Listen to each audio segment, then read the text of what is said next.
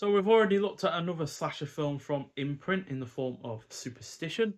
And this is another one we're looking at today, 1982's Death Valley. So Superstition was also released in 1982, another link between this and that film.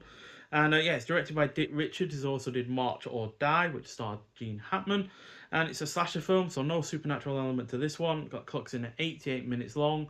Stars Paul Le Mat, who was also in Strange Invaders, another release from Imprint. Also Catherine Hicks, who was in Child's Play, Star Trek 4, The Voyage Home, and Turbulence.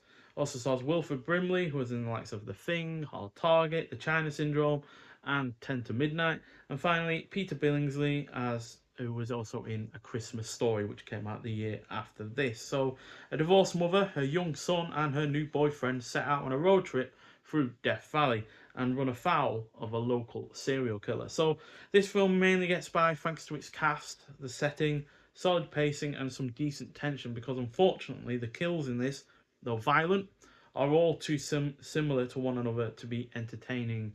Once you know you've got past the first one or two, as it's mainly just slit throats and that's it. But that said, it is still engrossing, especially when it comes to the mystery of who the killer is. The production is solid, especially when it comes to the violence, and yeah, it is well shot. I also like the fact that the main protagonist is the child in this. It's not the mother. It's not the new boyfriend. It is the child, and he's the one that basically comes to the conclusion that there is a serial killer around. And yeah, that is kind of enjoyable in that regard. So yeah, we have different artwork on the slipcover, or you know what I mean. Um, and then we have the disc, which has the same artwork as the actual slipcover itself. And then on the disc, we've got a 1080p high definition presentation, audio commentary by director Dick Richards.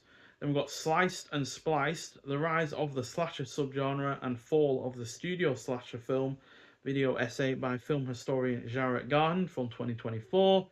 Then we've got Strings and Screams, which is an interview with composer Dana Kaproff, also from 2024, a TV spot, and a theatrical trailer. So, yeah, it's not as good as Superstition. I found that to be way more fun, and the supernatural element really did lend that film a lot of atmosphere.